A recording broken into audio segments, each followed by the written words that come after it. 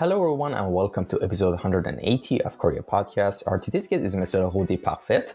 He's the art director at Blur Studio and freelance environment concept artist from Paris, France. Now, with that quick introduction out of the way, I'd just like to quickly mention that in the caption section of the podcast, you can see in the for contact section, you can see the link, the ID to his Instagram, and also the link to his ArtStation profile. So if you wanted to check out more of his stuff, you can go ahead and check it out as well. And of course, if you're on YouTube, you're all seeing a bunch of stuff of his, in the top above us. And yes, with that quick introduction out of the way, let's jump into the first signature question of the podcast. But before we do that, how are we doing today? Everything is all right. Nice to see you. Nice to meet you, Ram Team. And happy to be here. And let's talk about everything. All right. Awesome. So let's start with the original question I ask everyone, which is give us a little introduction on how we got into the world of visual arts and design and just the whole story in general. Like basically what is the story behind the fact that basically what was the moment that made you realize that, oh, I want to become an artist? You know what I mean? Where did the ground zero of your journey start, Yeah, I see. This is a really easy question because when you say like what brings me to where I am today is the movie of Miyazaki, Kouryer, which is like the movie. When I saw it, I said, okay, I want to do animation. Okay, this is what I want to do. I want to do movie. I want to do animation. I know now the way because, parents wanted to do, hey, you should do architecture. Comics book is not gonna pay well, blah blah blah. But when I saw animation, I said, okay, and that this is the path that I should follow. And what was the name of the movie again? You mentioned Kouryer. Yes. The movie with the pig and the red plane. I think I saw like bits of it, but I haven't saw like oh yeah, you saw it for sure. You saw it. You saw it. I'll watch it later. Like I know what it is, but I haven't watched it yet. People are gonna be mad if you didn't watch it yet. So yes, I will watch it right after this podcast. So no worries about that. So really great movie, and got me inspired, and make me understand that okay, this is possible to go that way. So of course I did like everybody, go to school, trying to find the right path, finding some obstacle on that for sure, and then started on a video game studio after I had like an animation degree, 2D animation degree, but I wasn't animating at all. Like I was doing everything else except animating like the characters. We learned how to animate characters, but I was into background, into environment. I was doing like the composition on After Effects, making the palm tree move, and I was really enjoying that. And I found my place in school because nobody was doing that. So it was, oh damn, that's crazy. I want to work with you because we are doing the character. Everybody wants to do characters, but no one really enjoy doing the compositing, the environment. So this is the way that I took, and I really enjoy it. And today, I'm like focusing on environments. So that's a resume of how I started. All right, awesome. And by the way, when you watched Kouryer, do you remember how old were you when that happened? That made you realize, oh, I want to become an artist? I think I was like, according to where I was living at the time, still Paris, but not the same area. I think I was something like 10, I guess. People who know when the movie came out gonna be mad at me if I'm wrong, but I think I was 10, something like that. But I also there is a famous channel in France which is called Game One, which is like the first gaming TV channel So with our generation, it was crazy, because our parents didn't want us to play video game like Super Nintendo or something like that. It was forbidden at home.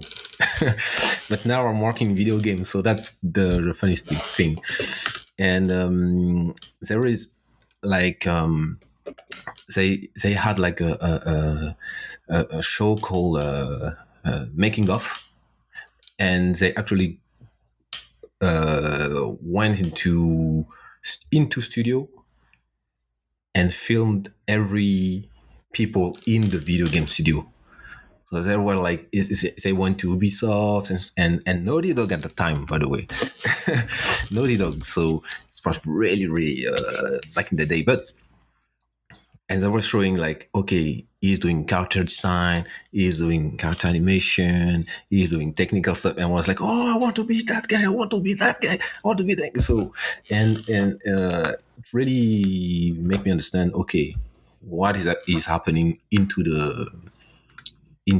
studio and the place that I could have there. And there was a big sentence that I never forgot from a guy called Lorne Lanning. Lorne Lanning. He's kind of famous into the video game industry. I don't know if he's famous anymore, but he was at the time. And he was showing his house, like crazy house, fancy. Like he was art director on this video game. I forgot the name, but maybe I remember later. And he was saying, it's not enough to just have idea or think about the project. You need to be a visionary.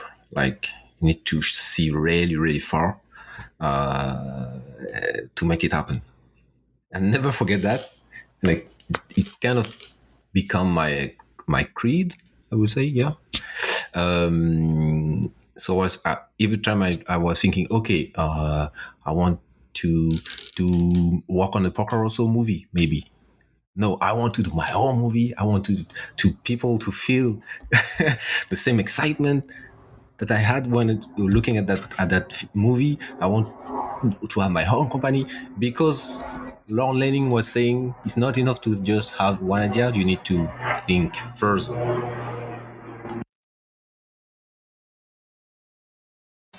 All right, and so here's the thing that's actually was such an interesting story because I kind of remember when I was a kid as well, like back in Iran, like everyone had like satellite dishes, on the roof of their houses. And by the way, like for any like my Iranian audience, knows and remembers well to even to this date that it's considered illegal, and the government is always on the crackdown to fine people, or they just randomly go on people's roofs and just take them down like satellite dishes. Because you could watch BBC News, you could watch like I see, like American and European news, and a dictatorship like Iran doesn't want that. But that's far from the point. But let me just say something. I remember we also had a satellite dish as well when I was a kid. All right, so and I actually kind of remember Game One channel as well, the gaming channel, which really? Showed trailers. Yeah, I remember little bits of pieces. And there was another channel I used to watch a lot. We used to watch, like, it was, I think, Super RTL. I think it was a German cartoon channel. I don't know that one, but yeah, I used to watch SpongeBob, the German dubbed, and it was weird. Kind of like I learned about German when I was a kid.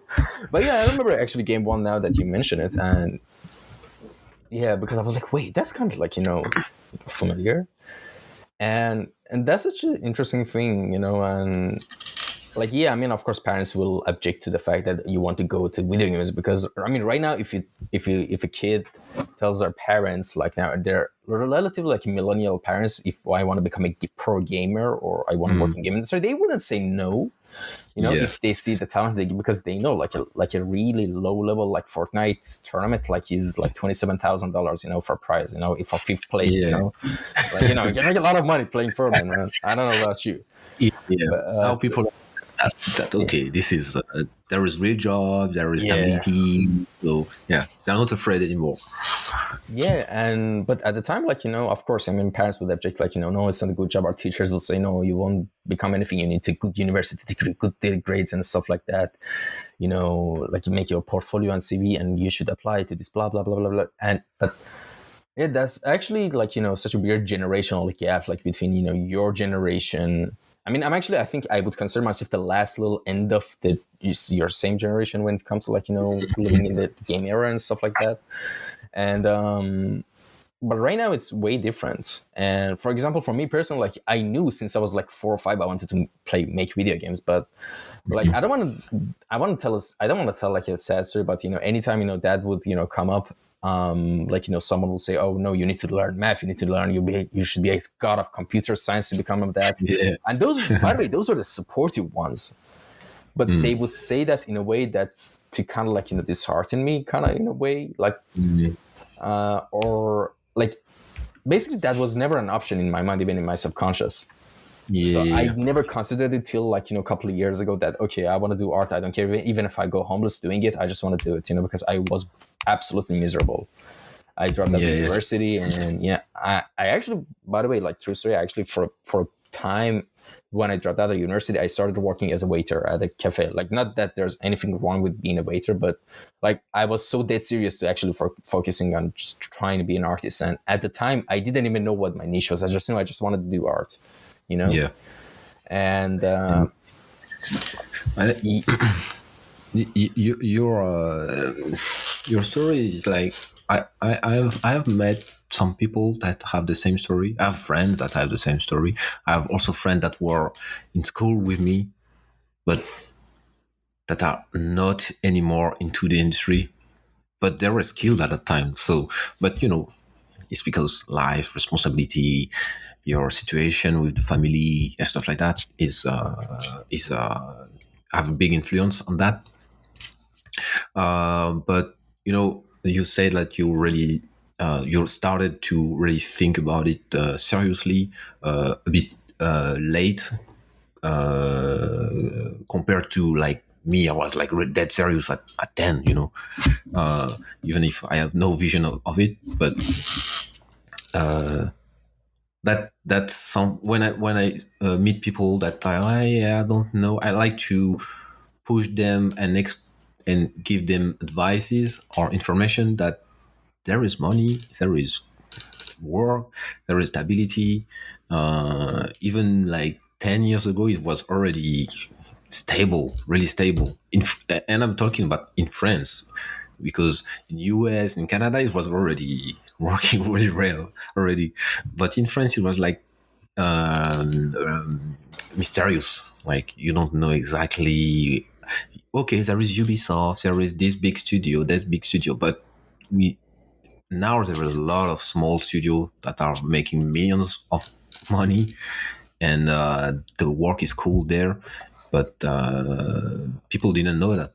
Now they start to know, and I like to say, okay, you're starting, aim for that studio, so you have the experiences, you understand how things work, and you can start building a life according to where you are right now. If you need stability, I don't know, you need an apartment because your parents living in the south of France, don't be afraid. Ubisoft is not, and I'm using Ubisoft, but sorry, but so people understand that Ubisoft is big studio. But if they say no, it's not the only way.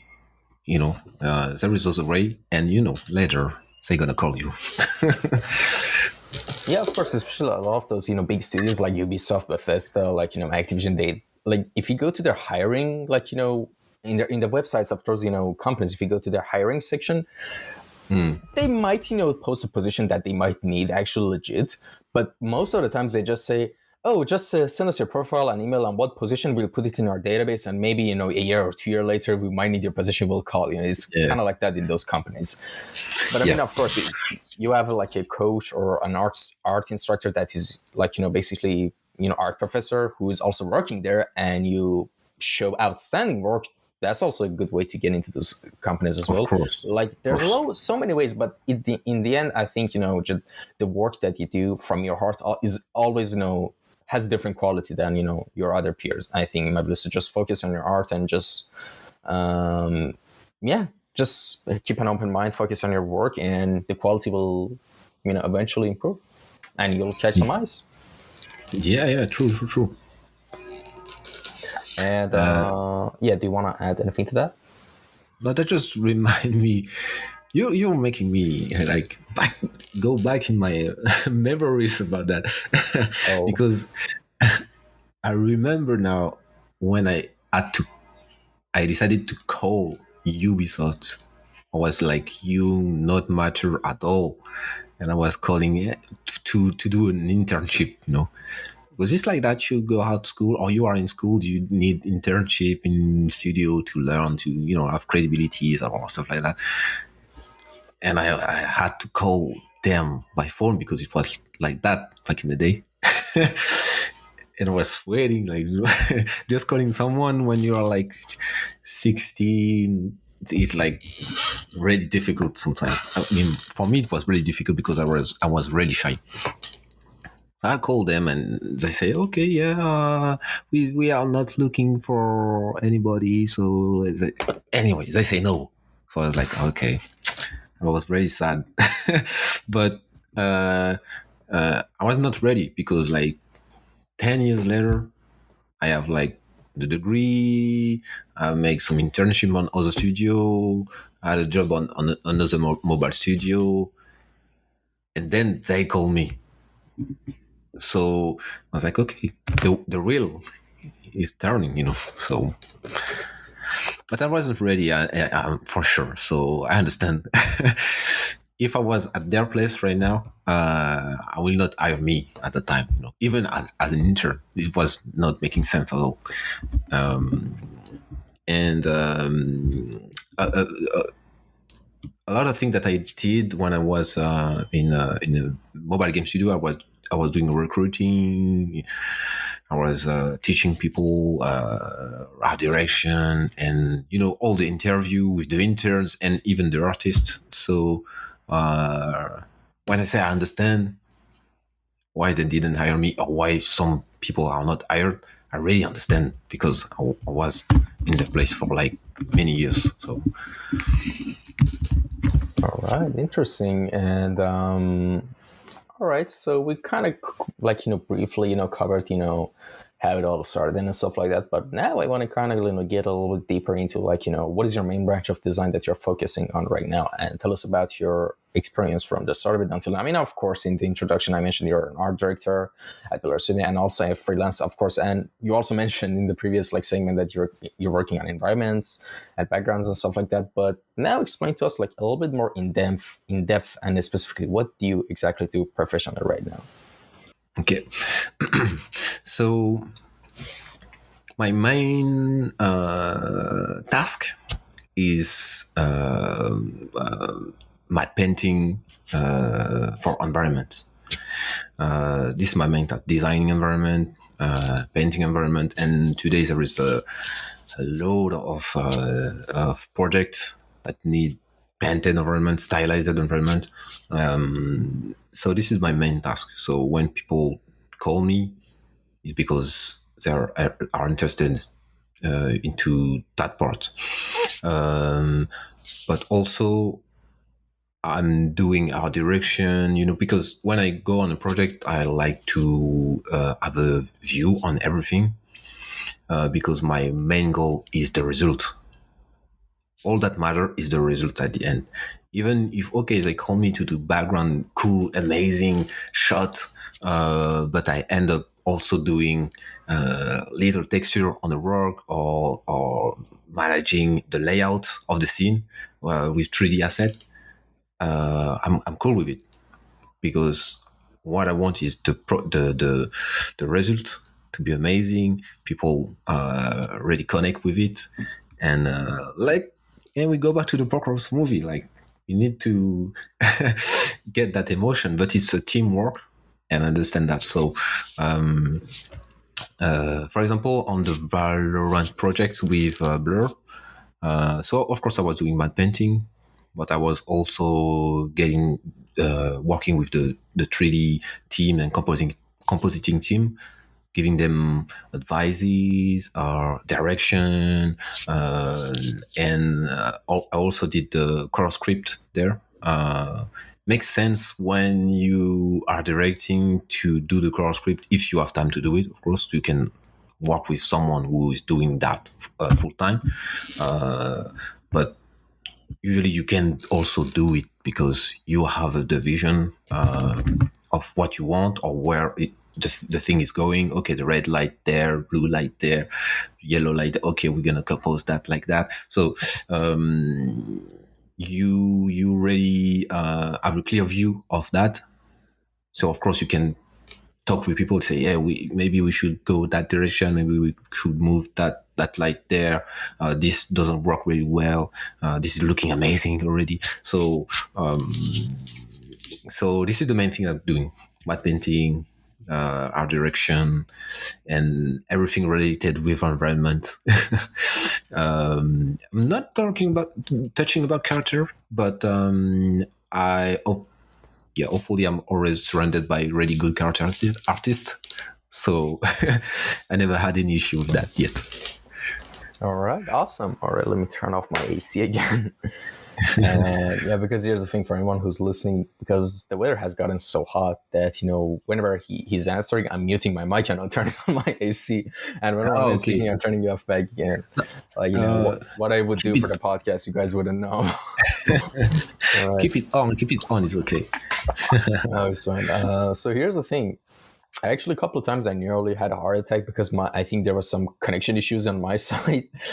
And yeah, there was like some lags even in the beginning, but now it's good. Now it's fine. So yeah, hopefully everything goes smooth.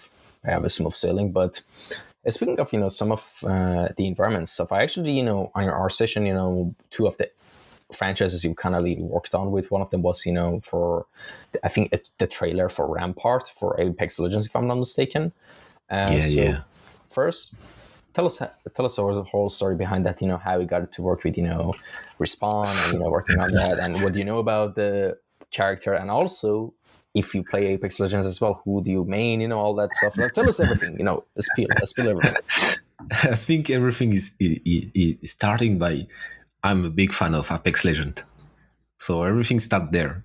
So I was playing I'm playing Apex since day one. So with friends, we have so many hours on that game, so it's like a crime. So one of my friends with who I'm playing, he left the studio where I was and started freelancing, and he got contacted by Passion Picture, by this art director called Matt Brownie. He was doing like 2D energetic trailers with Passion Picture to work on Apex Legends Outland like stories. So we were like, what? This is crazy. Because we are big fans. And the best part is to know before everybody the character. See the design of the character, the story behind the characters before the release. So that's the best part when you are a fan of something. So of course I was like, hey, if there is anything I can do, let him know that I'm there. So he did a really great background for the director for the project, and later the director came back and said, "Hey, we need another backplate background of the CD. Are you still available?" He said, "No, but I have another friend." I say, "Yes, let's go." So I knew it wasn't like the biggest environment, like I can brag about it and be really proud, but I knew that it was a step in the Passion Picture and a step in that kind of a project. And I was a fan, so it was really fun to work on it anyway.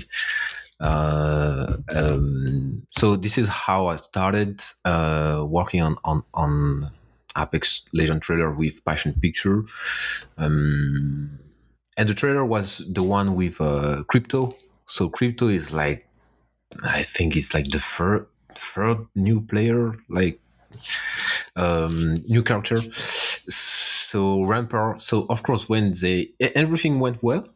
So when Matt Brony had another project, he said, "Hey, I'm calling those two guys," and my friend wasn't available. So I say, "Hey, I wasn't available, but I say I am available, even if I wasn't." So yeah, this is how I end up working on that, and I really had a lot of fun because Rampart is a really cool character, and yeah, that time was crazy because I had like already another project with Quantic Dream. I shouldn't say that because nobody knows that I was doing two jobs at the same time. But I was pretty confident, and they were cool because the schedule was adapted to my time, and we kind of negotiated like, hey, if we do one background a week or two background a week, is it okay? So I was working after hour to fulfill that, and it went pretty well. Yeah. I can say some, maybe it's interesting to say that, but the cool thing on that one is that so you need to know that for this kind of project there is two big steps. There is the first step, to the studio need to win the project, so they get a pitch. Okay, so they are trying to selling a pitch to Respawn with artworks. So the studio say, hey, the director say, we're gonna do that with that style, with that mood, and they usually bring one concept art just to spicing it up.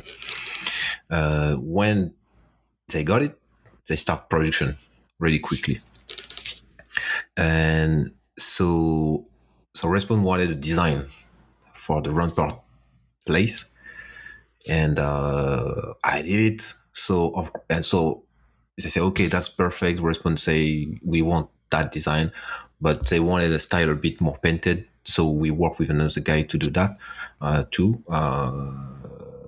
And but I say, hey, if there is, I want to do the background of the animation. So he said, yeah, no problem. Sure. If you're available, let's go. I wasn't available, but I wanted to be on it. So, and it was more easy because I did the design. So I knew the environment really well. So everything was kind of really smooth for me. So yeah, that's a part of the story about it. All right, awesome. And speaking of Apex, actually, it was also my first ever like battle royale I played. Like I played since the first week, and I remember I also got hooked on it. Like I think it was back in 2019, if I'm not mistaken. And I started like playing like ridiculously. And I remember then at the time, do you remember season 2 when right before season 2 enrolled, at the end of season 1 they started like dinosaurs started appearing in the map, like different stuff. Of course, I remember.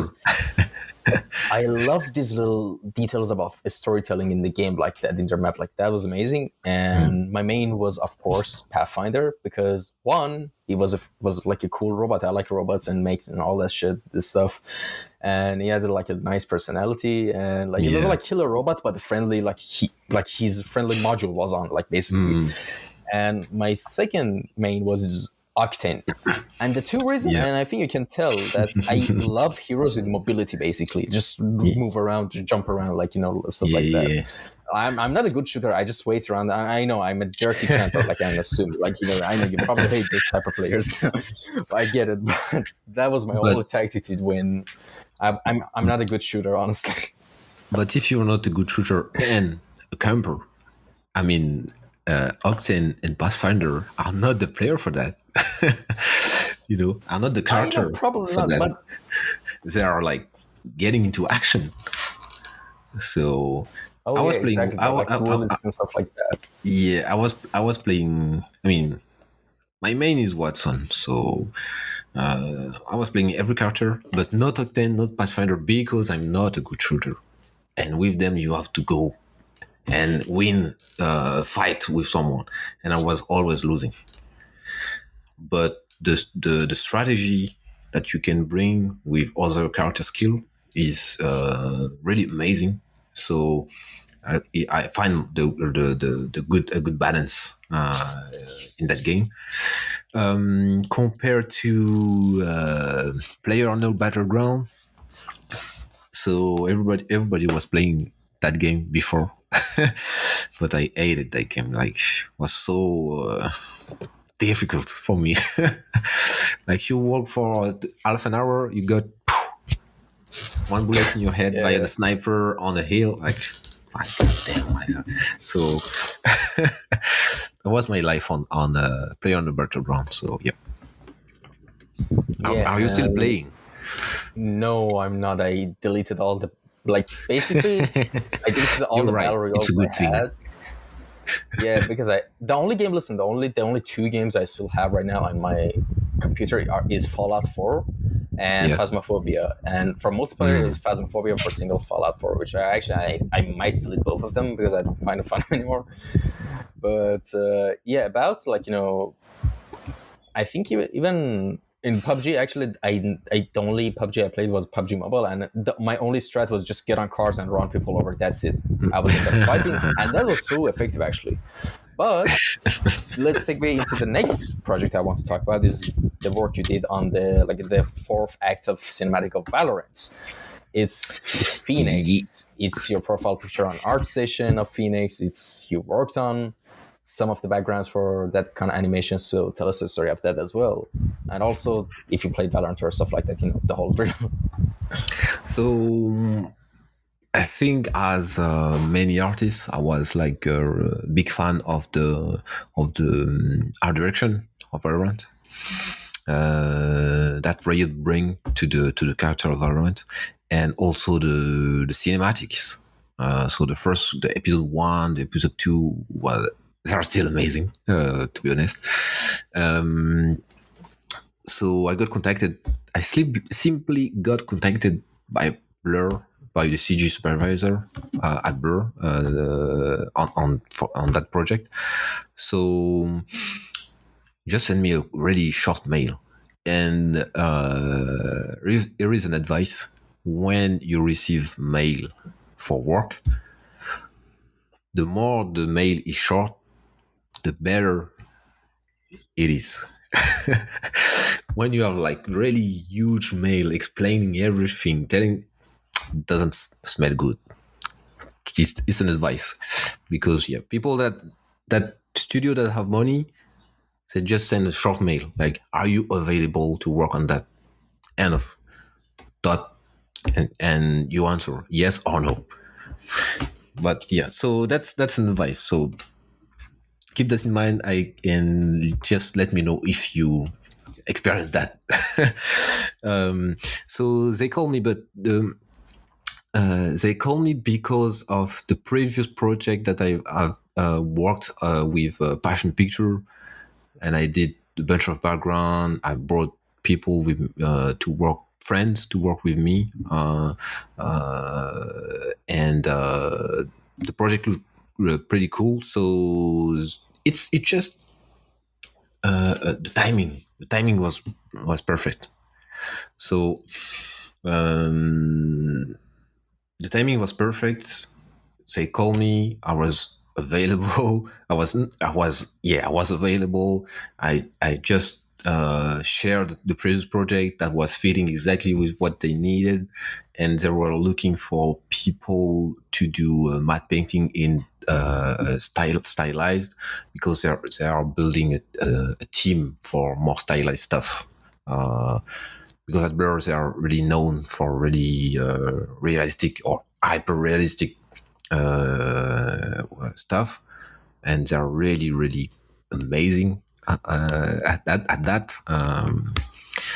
But for stylized stuff, they don't have like teams. They don't have the pipeline, so they start building the pipeline with the Valorant project, and they have amazing tool. So amazing artist. So that's how I get in. Do you want to know more, or do you have a question to push it through? I want to know more. Okay. So I just did. So I was really excited, because it's a Burr studio, really well-known studio, really skilled studio and artist over there. So, and I think my excitement, I communicated my excitement when I was there, because as I told you earlier, I like to look at everything. So when I was there, I was doing matte painting. I was like, hey, what is that? What is? Oh, you are trying to do that. Maybe I can help. Or maybe I can show you how to do that texture or paint. And and the artist was like, oh yeah, great. Oh, thank you, thank you. Oh, that's amazing. So it was really there was a really good synergy with the team over there. And so on when they got the next project, next Valorant episode, so episode 5, which is just out, so not on my portfolio yet, because he went out on the 20th of June. They told me like, hey, we want you to be there from the beginning to the end this time. So as art director, I was like, okay, let's do it. So I guess if I have an advice, is that depending on what you want, of course, your character and stuff like that. It's a long path, but to grow into a team, it's important to have the full view, to be interested in the full view, and to bring a little bit more of what you're supposed to do. So, and usually they see that. They just see that and say, okay, so it's good. We want to keep it, because they are all every studio, every project like to work with people that do the job, and they want to keep the talent. I would say, I'm not saying that I'm a talent, but this is how they call people, good artists over there, it's talent. So yeah, I guess when you're in this industry, you need to break down the step and just do it one at a time, All right, awesome. And have you like Apex? Have you also tried Valorant as well? Of course. So yeah, of course. Since when I'm working on a project, if it's a video game, I'm playing the game.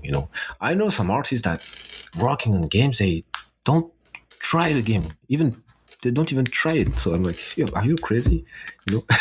Even maybe you are so good, you don't really need to. You can just watch a video. It's enough, but no, I don't like to do that. So I need to experience the game, understand it, and understand what is cool about it, what I like, what I don't like, what can be improved, what is perfect about it. So yeah, the first thing that I did is like installing the game and start playing. So yeah, I'm playing a little bit less at Apex. I'm not gonna lie, but I'm still playing a little bit. Yeah. And of course, if I'm not mistaken, your main is Phoenix, right? Because you have it on your station, of course.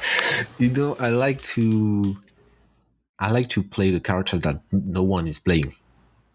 So I don't know. So it's me. So that's why I'm Apex. I'm playing Watson, but people are playing Watson because she's amazing, but less than Pathfinder or Octane that are crazy efficient.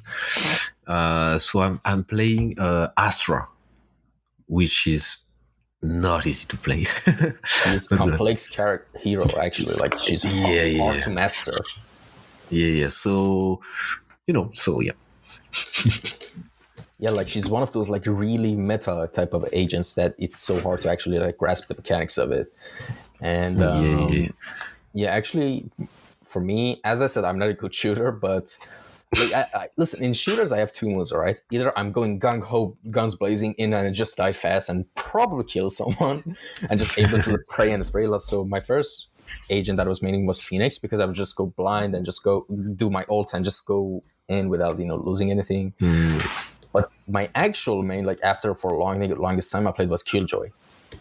Because you can actually play chess with Killjoy in the game. It doesn't turn into Valorant. It becomes chess at that point, where you put your turrets, your grenades, all your stuff. Like you can just not shoot at all. You just use your classic the whole round, but you just use your utils. Well, which I actually kind of enjoy that. Like, yeah, but a lot of people don't really like that. They're like, "Oh, you're camping." I mean, it's a sentinel. A sentinel is supposed to defend. Of course, I'm gonna camp. Like, what the hell? Yeah, I like that kind of gameplay too. I guess because I'm not a really amazing shooter, so I like characters that have skill, that balance that, and more strategic than pure skill. A good way to ask people like about their psychology of like how would they tackle a problem is in this type of games is this: imagine a flat world, all right? Like imagine just a flat place, all right, in a wasteland or something, all right? And there's a home there, all right? There's a house there, right? And that is your house. And there's just a normal house, nothing special about it. And a group of raiders are going to kill you, all right? So here's the thing: there are many ways to get rid of them. Now, for example, someone might say, all right, I'm going to get my gun and just try to shoot them and just dodge in a way. Those are the type of players that would probably usually like, play a little bit more aggressively. There are people who probably like, oh, I'm just going to try to talk to them, which, there's an option. And there are other people like me who are like, I'm not going to make a sound. I'm just going to set up traps and just hide in the house and let them come in, that type of stuff. Yeah. Hide between the beams on top of them with them. Leon. I might choose that make that choice too. Yeah. So what would you do in that scenario? I will not go. Open the door, kick the door, and start shooting. I will not do that. Yeah, no. It's not smart. So I will maybe set up traps and try to bamboozle them, like we said. Speaking of bamboozle, one of my favorite characters in Apex was Mirage, actually. I love Mirage, the personality of it. It looks like it's you love it or you hate it. Like one of my best friends is like ate it so much he didn't even bought it in the game. So you have all the character, but his Mirage is still locked. Oh god! Because he ate it so much. So we like to make fun of that, but yeah.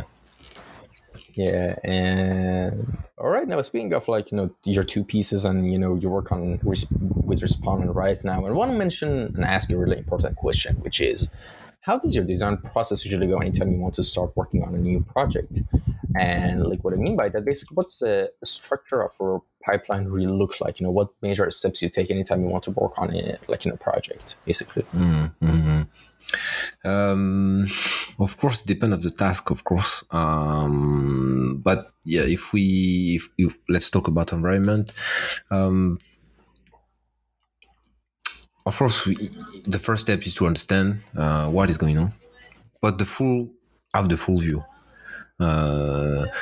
So, for example, on a project, maybe you have several environments to do, or maybe you have an environment, but you have a set of area to do in the same environment. It's important to understand this specific situation, but have a 360 view of that.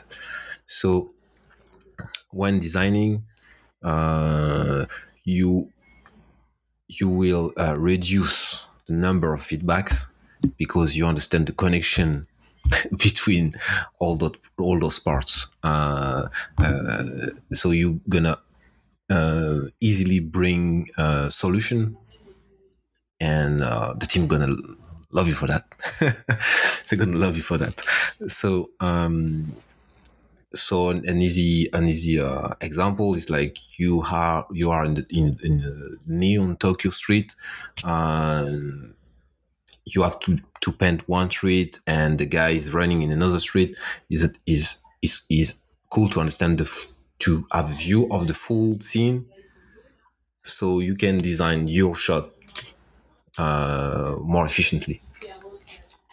So of course, like everybody, doing researches, references, making a pure ref board. Um, what I do is like I guess every artist are doing that right now. Yeah, you taking like basic reference of the overall environment, and then you step by step you go into details. Uh, in my experiences, I it's easier for me to imagine the big picture when I see like a small asset. That's a bit strange, but when I see like I don't know a cup or a bowl of rice, I can. It helps me to make it. I grow from that and design the whole market and the whole building. It's not the way to go. I would say should be the other way around. Like you pay the city and then you go smaller. So big, medium, small. We heard that already. But I like to do big, medium, small, and small, medium, big. um, so yeah, so when I have all the references, of course we start sketching. But the good way to sketch, just to sketch for you, not be stressed by something you're gonna show to the team or to the director or art director, to break it down and then make a choice into your sketches. Then you choose one or two things that you like a beam. You make it a little bit more presentable. You show it, and then the discussion starts. I guess is that answering the question? Yeah, Okay, definitely. cool. And all right, so before we, of course, started recording, we talked about a little bit of our own personal inspirations, and when it came to your inspirations, one of your answers were one of the projects that you would like to do in the like future, if there was time. Then of course, like everything, basically all the stars got aligned, was wanting to make a music video like the one that's Riot made for Die For You for Valorant. I think that really Yeah. got you inspired. By the way, just a quick note, I actually had one of the artists of the music video on the podcast as well, Javier Gonzalez. Ah, And nice. his username on Instagram is Sane Fox. Maybe you know him by that name. And his work is also amazing. Shout out to him, by the way. And so, tell us about the whole idea. So I think as artists, we work, we grow, we build our life, we work on personal project, but time to time we there is this stuff that make the flame just blow. Again, like wow, okay, I need to work on my stuff. I need to make that project. I need to. So the Die For You video did that. So like I don't know for other people, but it's every 3 months I stumble on something that say, okay, damn, I need to do that. I need to do my own stuff like that. So the Die For You video had that effect, I think, on every people, but brought me back to when I was at school, because we learned how to do that. Of course, the school wasn't the best school at all, but they try to teach us how to do that. So I was like, why did I stop working on a project like that? I know the answer, of course, because I was going into video game at that time. Video game in France was more interesting than animation movie studio. From my point of view, maybe now they are both at the same level, I think. So yeah, I always dreamed to do a music video, because this is I'm all listening a lot of music, and I really enjoy the video. Like They are telling a story in 3 minutes. They are bringing you into a universe in 3 minutes with the music. You get the mood and at the first second, and I think this format is amazing to make you feel a lot of stuff. So so this is something I always dream about doing. But like the Die For You video, it's like the music is amazing and works really, really well with the images. So and really connected to the images. So and there is a bit of story into it. So abstract, a bit of story, and even if you look at it without the music, you understand a bit what is going on. And if you're listening to the music, you get the lyrics and you say, oh yeah, that's a bit motivating. So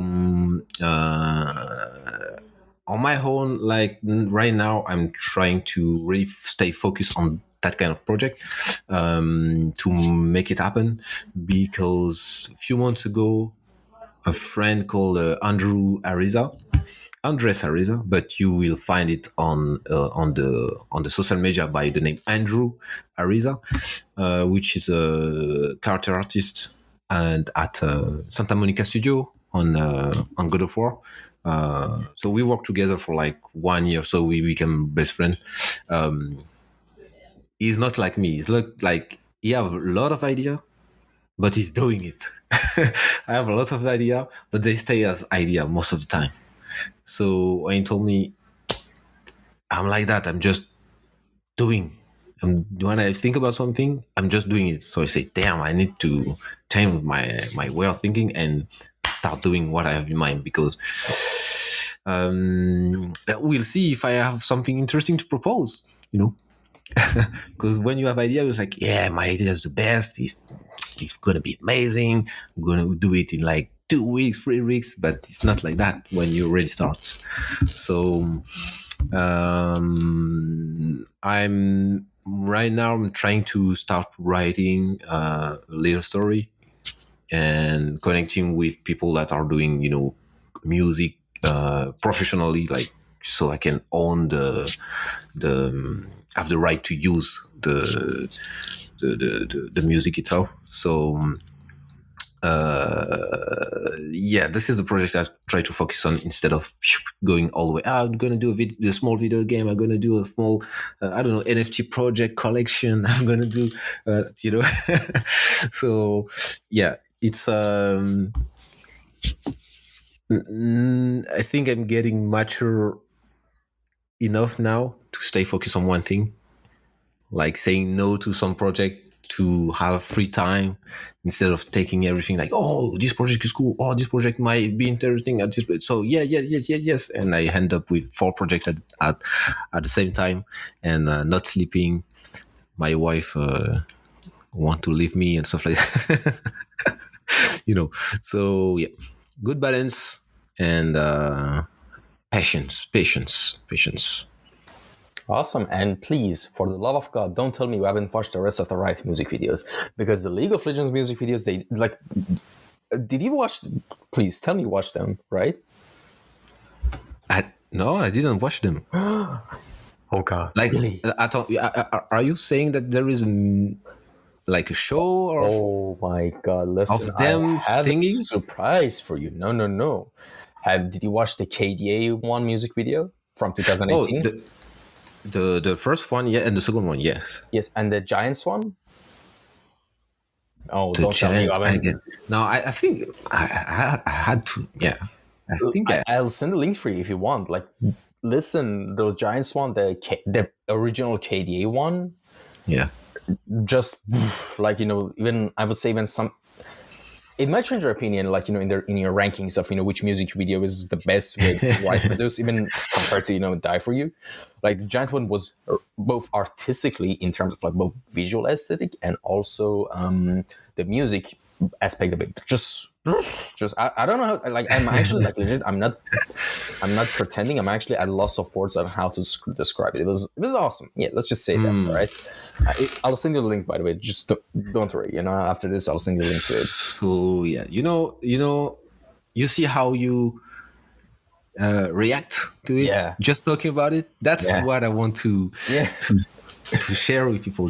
Like Oh yeah. people say, Awesome. "Oh, they don't have word."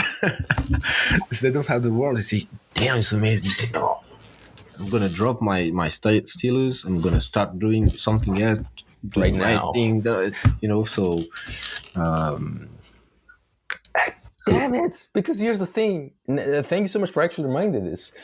Because I have like two main personal IPs, and one of them I've kind of like carved it out a bit in the past couple of months, and one of them is like could actually like. Now I'm kind of excited. Like after this podcast, I want to start working on it a bit, like even in little steps. Basically, it's like I'm just gonna keep it short. It's basically like a racing setting in like a outback, desert canyony planets. Like it's a sci-fi setting, but it's kind of post-apocalyptic Western sci-fi, if you know what I mean. But it's kind of racing and fun. It's like if you could put the character and essence of the Raze from Valorant into an environment, Rampart and Raze into an environment. You know what I mean? yeah, It's post-apocalyptic, but it's not a sad post-apocalyptic. It's a yeah. colorful and cheery post-apocalyptic. And I know there's been some iterations of that certain genre been done in media, like in a DLC of Far Cry 5, and there was like some DLCs in Fallout 5 as well, and just in general in I media, not see. just them. Like I'm aware of like how this thing is, but I have a concoction of mix of genres in my head that I just want to make him into a fun racing franchise. Like I like it's weird. I personally hate driving. It's such a irony. I hate driving, but I love racing games, which is so weird. Yeah. And because I guess in racing games, when you hit someone, you don't have to pay anything, or you don't actually kill someone. But in real life, I get so nervous that I just rather take a taxi. But that's beside the point. But another franchise actually that I highly recommend you. I will actually send all this stuff to you as well. But I'm just saying it right now, so if to anyone who's listening and might be interested, they can check it out. I think there was a 2D animated movie that was produced like 10 years ago called Red Line. And it's actually, yeah. Oh, you know that. Yeah. I mean, In terms of, listen, to anyone who's listening, of course. in terms of 2D animation, Yeah, it's crazy. it's so amazing, underrated. Yeah. It's so underrated. That's the crazy thing. It's underrated. Yeah, true. Red Line is amazing. And you talked about cars. I wasn't into cars at all, like before the end of last year, because I had to work on a project, and they had this idea of car racing in Neo Tokyo futuristic world. So I start getting into cars, studying it, watching stuff, and it's really exciting, to be honest. Because I'm not a fan of car. Like, I don't know the name of the car. I don't know which was it, the collection. I don't know that. But I really enjoy watching car rolling through the city, like tuned car rolling into the city. Like, this is piece of art, to be honest. It might sound goofy, but No, it doesn't. So this is also something that I would like to play with, and I found this artist. It's not a real name. It's like 4WD, something like that. And he's doing like car just rolling at high speed, really smooth on Blender. And was like, damn, I need to learn how to do that, because this is give you like the riding, when you ride, and it's a really great feeling. So yeah, if I do a short, maybe I'll try to bring that into it. I don't know. I'm not sure, but I think I can tell the person you're talking about. I think his username on Instagram is Vanco40 or something. Yeah. Is that? I think it's that. Yeah. He's doing amazing big shape in the sky. Shots and Yeah. His shots are really efficient. Yeah, exactly. Yeah.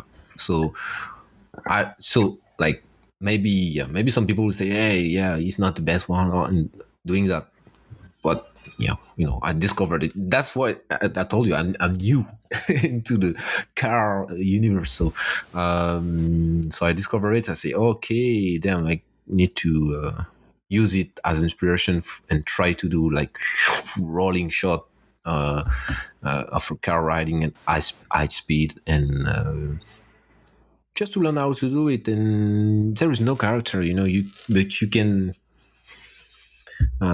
get the same feeling. So we can, yeah, there is another example, but I forgot the name of the artist, so I'm not gonna talk about it. But you might saw it too on Twitter.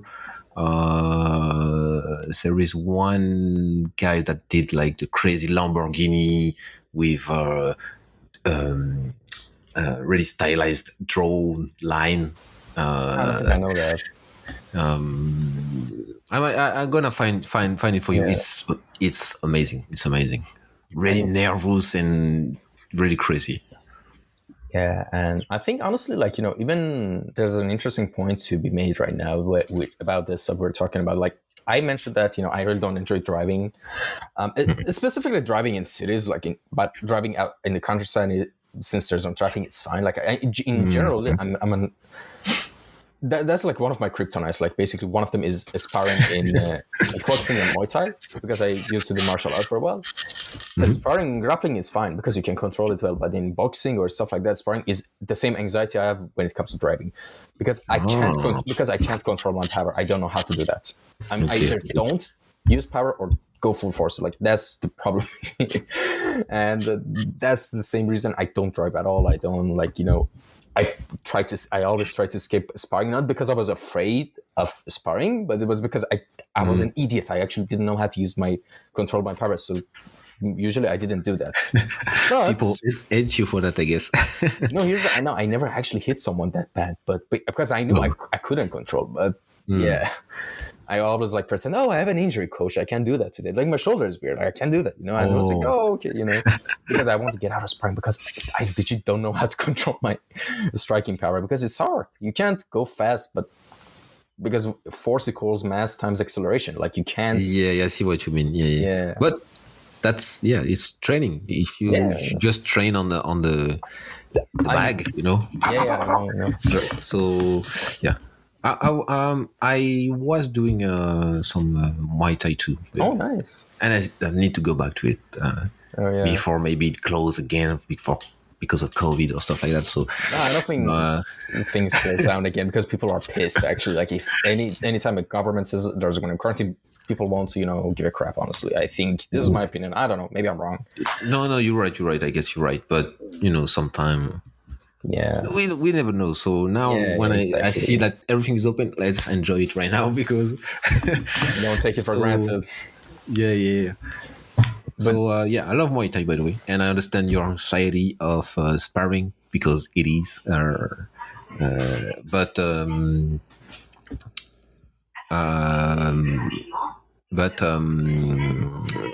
it's also making you more confident. But not only in that situation, make you confident in your overall life, So when you walk in the streets surrounded by people, you are just walking straight, You're not like, okay. So try to be discreet. You're more confident because definitely you experience more direct contact with people, and you get used to it a little bit, so you are just more confident. And that's important, I think, in life. Because, I was really shy, so going through some sparring like that make me just more confident overall. Awesome. But the reason I kind of mentioned that is because I wanted to point out my anxiety. And even though I have that anxiety about driving, I love racing games. And the reason is that I think because... not just racing games, like, just even sometimes there's a reason people like flight simulator games, like, from Microsoft, or just it's because even in reality, when you drive a car, it kind of, in a sense, becomes an extension of you, of your body, if that makes sense. So when you're actually being able to maneuver so quickly, move fast and freely, it's kind of empowering, And I think that's kind of attractive about racing games as well. Like, one of my listen, there's two racing games that I really like. They're not really related at all, but there's certain reasons I love them. One of them, my first one, is Sonic Riders. Is from the Sonic franchise. I know it sounds weird. That's the last place you would expect this racing game. Yeah, I'm surprised of that The name. game is from the game is from 2006. I was 9 when it came out, and I used to play it since I was 9. I still play it today. And because honestly, like they unintentionally, I don't think they even expected it to be such a fun game, but they unintentionally, I think, made it such a fun racing, one of the most fun racing games I've ever played. It's basically involves hoverboard, and I think that kind of explains my love of hoverboards and stuff like that. And yeah, honestly, check it out. Like the feeling of the racing in that game and just playing and moving around and doing stuff is so just incredibly fun, honestly. And the second game is Split Second. I don't know if you played that. It's not your conventional normal racing game. Amazing graphics, amazing controls, but there's like not like Mario, but like there's traps alongside the map. Like when you drift and gain like power ups, and you store a lot of energy, you can, for example, drop a barrel of explosive on your front opponent, or a crane, or a really powerful ones, a huge ship just crash down on their race and the course will change, stuff like that. Wow, amazing stuff like that. And the feeling of just movement in those two games are like I can't exactly pinpoint what, but both games have really mastered a certain aspect of like a fun racing game. And I've never honestly seen a racing game that manages to capture like bunch of stuff together and put them together, and that's one of the things that I wish to one day, as you said, you had your like future projects and all stuff like that. That's one day I want to actually make that, because that's just thinking about it just makes my brain explode. I love that. But the problem is actually my idea for the game right now, I guess like just at the idea phase, is that I totally the setting, all right. But the thing is, I don't want it to be like a hoverboard racing game, or just like a Star Wars racing game, or a car racing game, or stuff like that, like even a Red Line type racing game. No. I want it to be, this premise should be something that there's point A and point B, and everyone's trying to get to point B by any means necessary. Like someone has a car, someone has a hoverboard, someone's like Octane from Apex Legends has enhanced biomechanics and just injects chem into his quads and just running fast. And one fun aspect that I really love is that's in Valorant with Raze. I don't know if you know that you can do a quick thing. If you like throw your satchels, you can actually glide and fly. I don't know if you saw that. Like, no, I didn't saw it. It's a common thing for race players. Like, you throw your satchels. First you throw your satchel, you go in front of it, then explode it, so it boosts you. Then you throw your second satchel and just boosts you so far, and then you do your ult in air. Is so cool. Check it out. Yeah. Like there's some, and in my head there's like a group of people, like 3 people, whose vehicle is not a vehicle at all. In my mind, do you know how I envision them, how they move around from point A to point B? It's basically like, right now what I'm imagining is like a piece of broken airplane wing, and they just throw bombs under it to propel them forward, kind of something dumb like that, Now there's that. There's also a car, like, but it's so, when you think about this, like, idea sounds cool, but in technicality, you don't know how to balance that, But those are the type of stuff. Maybe as an animation, you could do that and get away with a lot of stuff. But for a game, that's a whole different story, because you need to make it balanced in terms of both sensibility and also in terms of fun, because you don't want to make it too realistic. You don't also want to make it too wacky, But are you interested to do a game, so? Yeah, 100%. If I could, yeah. I love games. Like, honestly, like, yeah, like that took me less than a second to answer that. Yeah, I saw that. One game that race game that also matched your 2 example of a racing game, like Sonic and Split Second. Split Second, that's right. Yes, Split Second.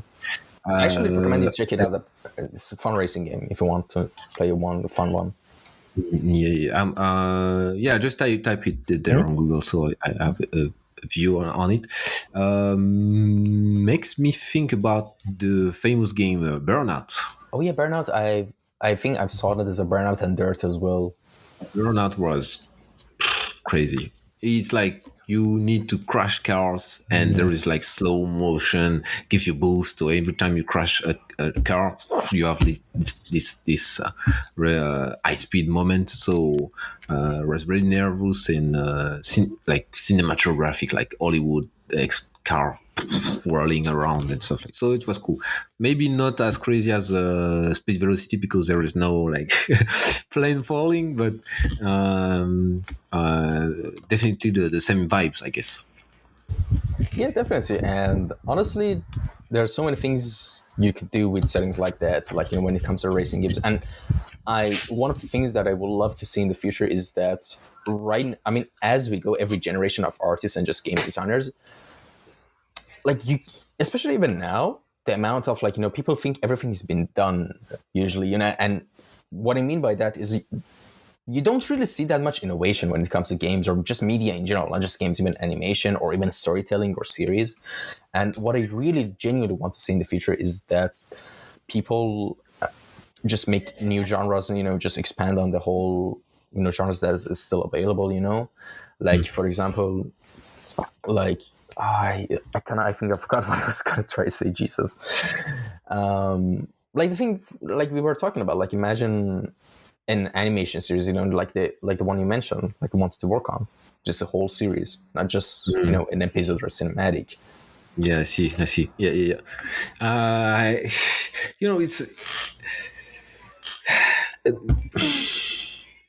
It's complex things to a complex choice to do. Because just a cinematic like that cost millions already. So so when you think, okay, I'm gonna do like a full episode, people gonna enjoy it, but those millions gonna come back if you do that. That's a difficult question to answer, and yeah. So I guess if they are not doing it, is because say like judge it, like I would say, that it's not gonna be enough, yet. But yeah, it's like the arcane series. They spend millions on that, millions on that. So they didn't count, they just spend it, spend it, spend it, spend it. So it's not about making money, it's about more than that. It's about uh, uh, getting into touching a new crowd and building IP, spreading. People that don't care about Riot, don't know even what Riot is. They know Arcane. That it was the first goal. Yeah, and honestly, they did an amazing job. And I think, like, listen, everyone, like, one of the main comments I've seen on most Valorant, like, cinematic videos on YouTube, everyone's literally like, majority of comments is like, why won't just Riot make a whole like Netflix series for Valorant, just like they did for Arcane? Because it will sell like crazy. Like, it has the Yeah, yeah. potential. And here's the crazy thing: I think Riot, but they already, of course, working on a lot of huge projects, like especially they're doing an MMO like World of Warcraft, they're doing a fighting game, Project L.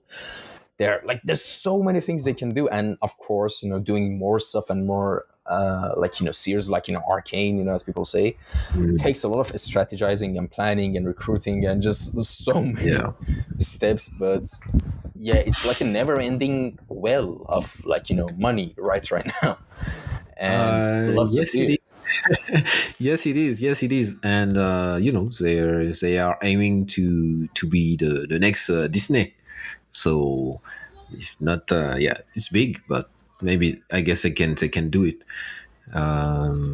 So for about Valorant series, I know that they are pushing Valorant a lot more for this year, maybe next year too. Um, I, from what I understand, is because they want to make it more important into the international championship, the worldwide championship, esports. Into the esport. But it doesn't mean that a series will make sense or movie will make sense, because like League of Legends is really famous, but we don't have anything about League of Legends yet, and there is a lot of cinematics, but no movie, no series. So they did something new into that universe. So maybe we can call it League of Legends.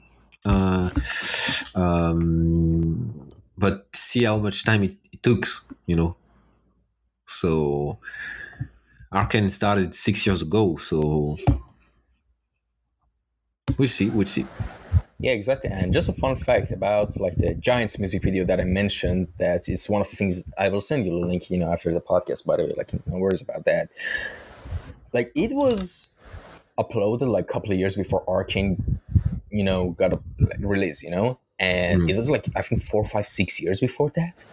Yeah. And in the music video, there were Easter eggs of Arcane without even mentioning it. And people found it years later. Yes, actually. Like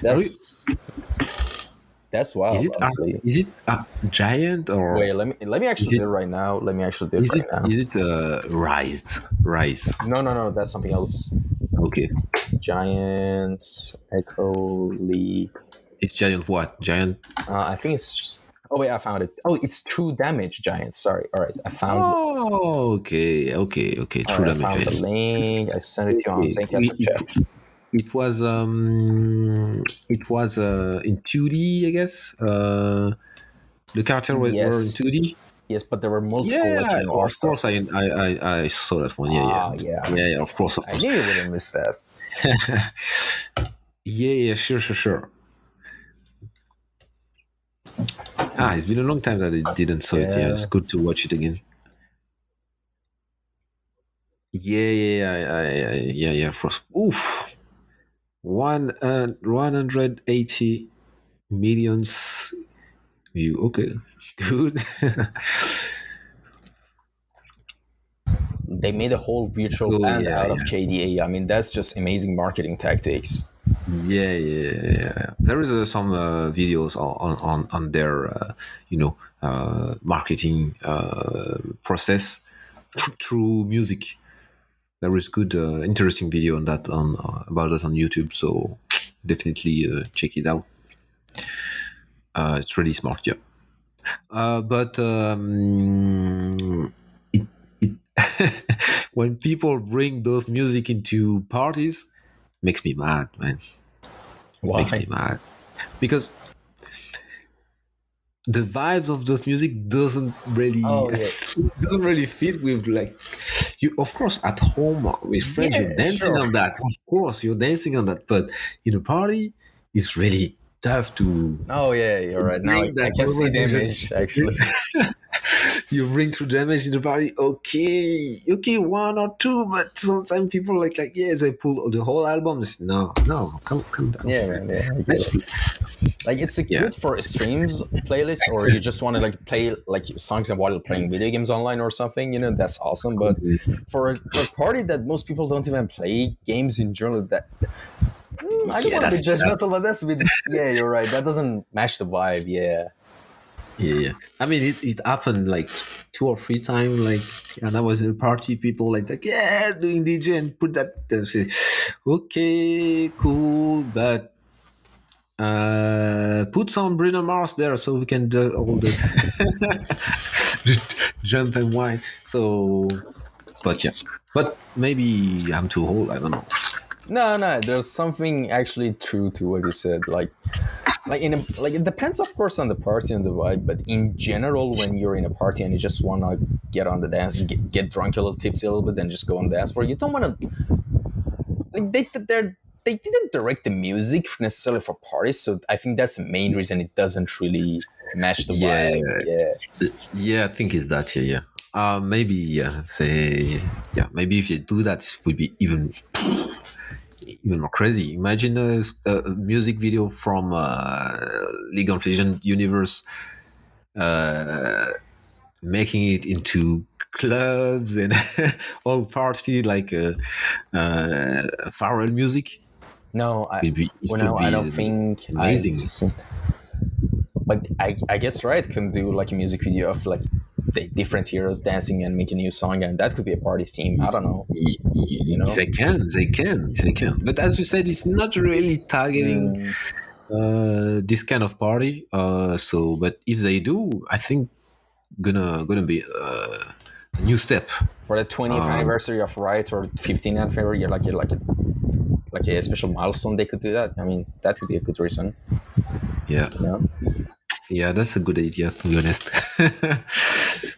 That could be a good idea. Like, it kind of fit with the new generation. We are all Yeah, the playing game, Zoomers. or even if we don't play game, we know the game, we know the universe, we kind of know some of characters. So with that many views, there is a lot of people that never touch the game. They don't know the character, but they know the music video. So yeah, Yeah, exactly. that could be And cool. Yeah. all right, now we talked about a lot of bunch of the stuff we want to do. We talked quite well actually, and now I want to ask you about a certain question which a lot of people find quite difficult. Maybe I shouldn't have said that, but don't worry, it's Let's pretty see. hard. Let's see. Let's see. Who are your favorite artists and designers that have inspired you the most? And yes, I know artists are good with pictures and visuals, not names. I know you probably can't. Maybe I'm wrong. Prove me wrong. But if that's not the case, who are some of your favorite artists and designers that have inspired you the most? I would say you're right, because I tend to forget the names. But when you say that, I have one name that came to my mind like directly, and it's one of the artists that make me say, okay, I can maybe I can do amazing background because he is doing it. I'm analyzing how he's doing it. Maybe I can do that. I can be amazing doing that. I'm not saying that I'm amazing like him, but um, it really changed my mind on that. So it's still like my reference when we ask me that. And his name is Paper Blue. He's a Korean. Oh, He's I like think I know him. Yeah. J Chil Park, uh, and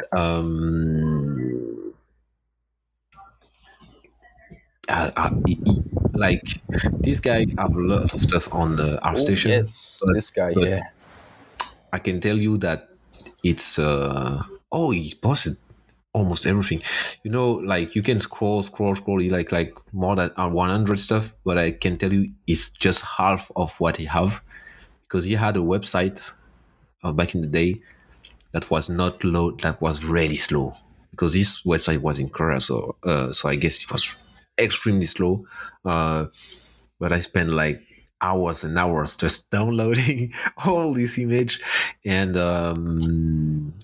he did everything. So this guy is just a master to me. But today I'm really thrilled by uh, those famous artists like Florent Lebrun, Romain Jouando, and all our friends. This is a circle of people. They all know each other, and I really like what they are doing. I think they are for example, Florent Lebrun is I think is the one that have the good balance between uh, realistic and stylized. So some of them are really photorealistic and they're really good at it, but he is not trying to. He is able to do it, but he's always trying to make it a bit stylized and a bit painted. But I like this balance. So from today artist, I will name him. So yes, yeah, I can name a lot of other artists, but let's say that. All right, fair enough. And all right, here's an interesting question, and which is, for anyone who might be interested in the same area of expertise that you're working on as, which is of course, working for backgrounds and animations and environment, concept art and stuff like that. All right, to those people, what advice and tip do you have for a good portfolio and resume, and basically also the best way to break into the industry as someone who might not have like those connections, and the only way that they can contact like a company is through just cold emailing, or just Yeah, contacting. yeah. So to those people, what do you have to say? So okay, there are several questions like how to break through. and advice about portfolio. So the portfolio, of course, it's you you may have like references, like artists that you like, artists that you follow. Uh, your portfolio need to look a bit like them. So if you have 100, like paper blue, 100 painting, you don't need 100 painting, but you need like two, three, maybe five painting that have the same quality, the same level of detail, maybe, but that show that, okay, I can do like him. I can do the same. I'm able to do the same. So it would be a great challenge for you, but really convincing for people that looking for skilled background artists, for example. So that's one of my advice. I think it's just really simple advice, but it's extremely efficient. Extremely efficient. I did it myself, so and it helps me out a lot, and I learned a lot by challenging myself to, okay, I look at this environment, I really love it, I'm doing my own, but I need to have the same level of quality, the same level of finalization, I would say. So by doing three or five pieces like that, you're gonna have no problem to convince people that you are good enough. For breaking through the industry, of course, this new portfolio gonna help you a lot. Sorry, wait. No worries at all. It's fine. Sorry. So for breaking through, of course, this new, even small portfolio gonna help you a lot. But you said you talked about connection, mailing industry, but I learned that without connection, it's gonna be tough to breaking in through some industry. For example, the all cinematic studios. It's really important to talk to someone who is in or working on some of those projects, because to be in, you need to be there at the right moment or be available at the right moment. Because those studios, for example, the Passion Picture, the MPC studio, all that doing like short cinematic, they are starting, and before they're starting, they are looking for people. So this in the short times, they are looking for people, and the first thing that they are doing, of course, looking at the portfolio, but they are also looking at recommendation. So if someone knows you and he say, okay, I can do that job, but there is this guy, I'm talking to him, he's good enough, he's free. I give you his name, check if he's available or if he's good enough for what you need.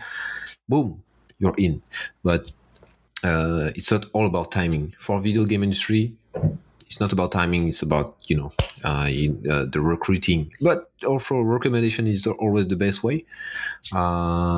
But easy, very basic advice: emailing industry from the website, emailing the big studio from the website is not the most efficient way. It's better to find maybe one artist that are there, or the art director that are there. For example, you talk to him on LinkedIn or you send in a mail. He's more willing to answer a true answer, like give you a true answer, instead of your name is in a bunch of other email, and human resource doesn't have the time to really look at your portfolio and say, oh, it's good enough. They're doing a lot of other stuff, so maybe say I don't have time to do that. But yeah, I think that's it.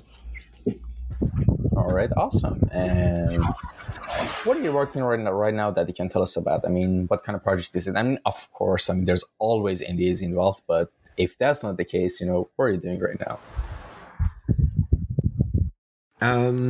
So right now, of course, NDA, like you said, but it's working on another Valorant project.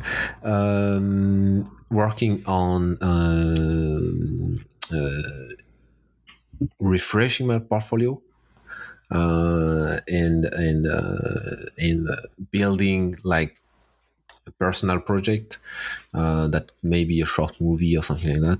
Because now I'm surrounded by skilled people, so I'm like, hey, maybe it's possible now. If I bring a good story, maybe I can they're gonna join and we could do something really amazing with that. And to be honest, I'm trying to have a right balance in my life because as I told you earlier, I was doing like 2 jobs at the same time. I went even to 4 projects at the same time, which is never again. So right now I'm trying to have one project, focus on that, make it be focused on that and make it look the best as possible. Uh, and taking care a bit more of my way of living, like going to bed earlier, waking earlier too, doing sport, eating better. It's crazy that I'm saying that right now because, like, a few months ago, I was like, I don't care about that. Let's work, you know. So, but now I was trying to just calm down because I discovered that doing too many things at the same time is not always the best solution to go further. Yeah, definitely. And here's the trend I've been kind of noticing in established artists like yourself is like I recently I had an episode 160. I had Laura Gallagher on. She was a major. She's now like doing things for her YouTube channel and stuff like that. But she kind of also went through a lot of burnout as well. Like she overworked herself a lot, but now she's like now found a good balance in her life to take care of her health and all the other aspects of life and not just be work, work, work. And the thing that I notice is that most artists that do want to get into the industry, they're kind of hungry and they want to get that job and financial stability. One, when they don't have that, they overwork themselves to death. And I relate to that. I will do that as well because I want to get there as well. I'm not lying. I would be a hypocrite if I would say, no, I had everything figured out. Like, and it's kind of sad, but I mean, that's a true thing because when you want to get that, when you don't have that stability, you will do anything to get that. And once you have that, and you realize, oh, wait, that was wrong. I should have also, I could work out for 30 minutes every day. I could. But because you're mentally so occupied, you don't even think about it. You just want to work, work, work. Then when you're not working, you just want to chill and just relax. So you don't want to work out on your chill and relax times, usually, or I don't know, do something else. And but yeah, but I've seen some rare cases where people who were like upcoming artists and they're hungry, but they'll still take care of themselves. They go to their they do their gym sessions, they do everything, and and that's actually what should actually be done. And I think everyone with good scheduling and programming can achieve that, but yeah, I'm gonna be honest. I'm too lazy to that. I just rather overwork myself. And when I get the financial stability, I'll balance my life. Thanks for that. I'm just being honest. Like, and I know that's not. I know that's kind of unrealistic, but whatever. But I understand that. To be honest, I'm still fighting with what I just said. I'm not there yet. So because I for many years and till today, I'm still stressed about not doing something. So because I have my main job in the studio, and I was like maybe 3 evening a week plus the Sunday I was working on some stuff. I so for me it was like, hey, a second project at the same working on the project at the same time. I can do it because I'm already doing extra hours. So, but at the end of the day, at some point when you're getting older, it's not the good way to go because you're not moving faster by doing that. And that's what I'm learning, but I'm still fighting with that way of thinking, to be honest. um, every time I have a feel that I'm not underwater, uh, I feel the need to take something, take another project or start another something else instead of just chilling, maybe read books, I don't know, watch movie, just thing that fuels your inspiration and fuels you as a human being. Just so this, yeah. So I'm still learning. I'm still trying to find the right balance. But I definitely understand people that just want to work, want to take everything, and in another conversation, I would say, take it all, everything that comes to you. If you feel that it's good, it can bring you further, take it. So, yeah. All right, awesome. And all right, here's an interesting question. What area beside the area you're working on right now would you be interested to explore and learn in the future? Like, given enough time and resources, imagine like everything was set and you could do anything. Like, of course, you kind of, I think, during our conversation, you mentioned what you would like to do in the future, like your own personal project and stuff like that, or maybe go back to Muay Thai again. But aside from those, what other things do you have in your plans for future? I guess it's still. I mean, I feel that I'm interested of doing many things, even if it's not directly into art, related to art. But these are just thoughts. I know they're never gonna happen. But things that I would be sad if I never realize it, I think, is I want to one day, or maybe, yeah, soon, start a school or something like that. So, but not here in France, starting a school on another continent, where the industry is not already there yet, and bring my experience, my connection, some stuff that I know, and create more people like me. So when they see the movie or when they see something, they say, "Oh, it's possible. I can go there." You know, let's do it. So that's like the visionary dream that I have. That's such an awesome thing to do. And yeah, I mean, that's actually pretty doable. Like, because, I mean, I don't know, which country do you have in mind? I have in mind like a country like Nigeria or Ghana or South Africa, maybe. Côte Côte d'Alerive? Am I mispronouncing it? So, Côte d'Alerive? Wait, I forgot the name. Like, wait, I know the name. I forgot the name in English, but I it's kind of weird because I remember the name in French and Farsi, but I forgot the name in English.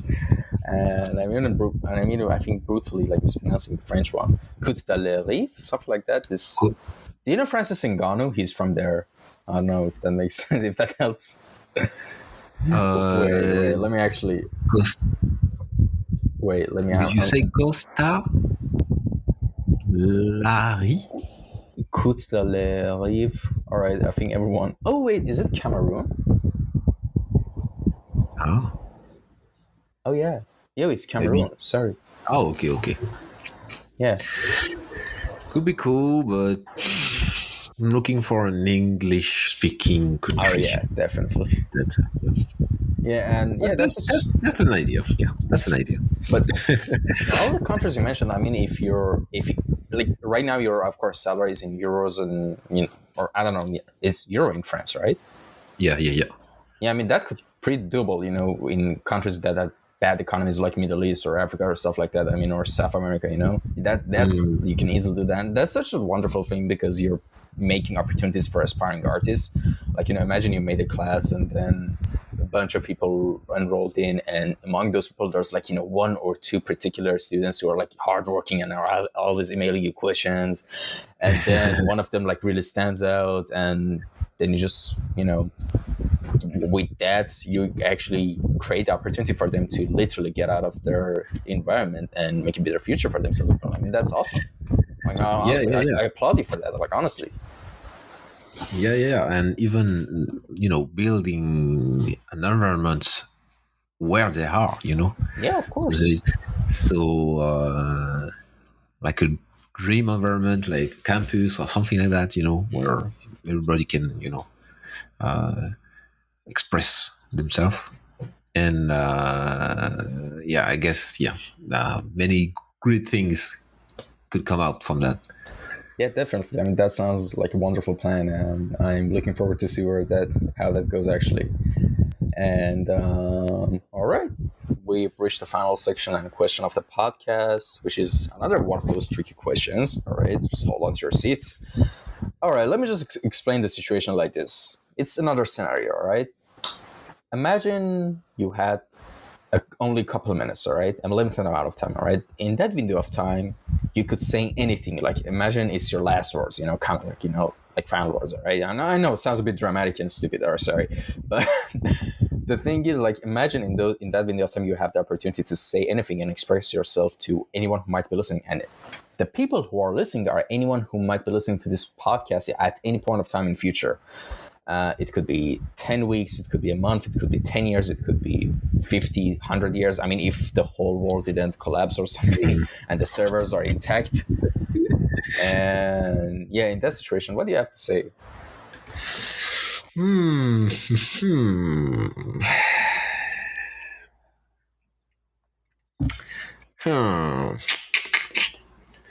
Many things I could say, but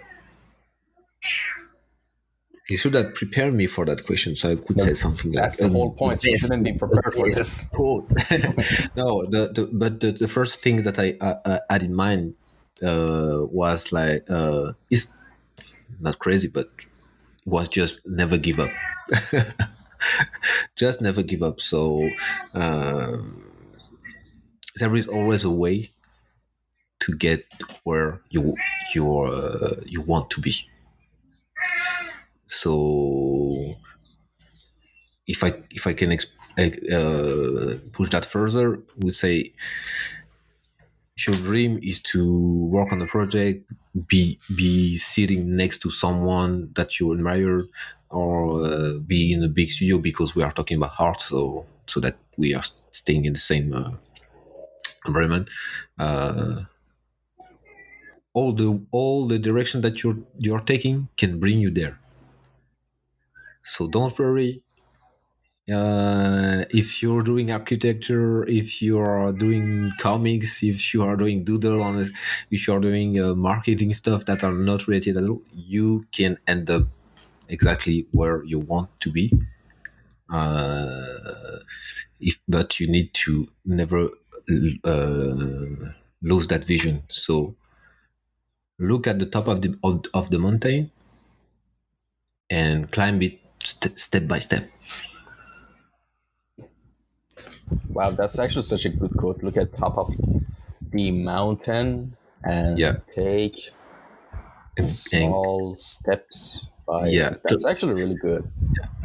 So it's like the fame. I don't know if it's famous, but it's like to get to the to climb the mountain, you need to climbing a mountain. You can climb a mountain step by step, something like, I know in French, but I'm trying to translate it correctly. It's step by step that you can climb a mountain, something like that. But it was a bit better earlier. Yeah. Could you also tell us the French version of it as well? C'est pas à pas que l'on gravit les montagnes. Interesting. Interesting. So yeah, it's step by step that we are climbing mountains, which makes sense. So yeah. Also, I love the commentary by your chat while you were explaining. It's like as if the chat was explaining in their chat language whatever you're saying. It kind of sounded like that, but yeah, that was awesome. And all right, thanks so much for coming by. It was a real pleasure. And where can people contact you if they had any questions? Is your Instagram okay? Sorry, say that again. Where can people contact you if they had any questions? Is your Instagram account okay if they just hit you DM? Yes, you can. All right, awesome. Yes, I can. Sure, no problem.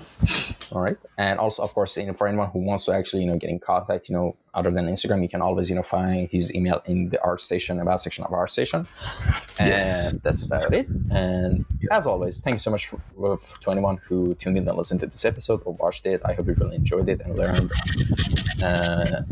some stuff that I've kind of been questioning myself as well. It was kind of eye-opening for me as well, this episode, and I hope it was for you as well. And as always, if there's any comments or suggestions or just anything at all, leave them down in the comments or just send it to me personally. There's no message I don't check, like legit. I have no life. I check everything, so send it my way. And that's about it. Again, thank you so much for coming by. It was a real pleasure. And till next episode, everyone, take care, stay safe. Bye.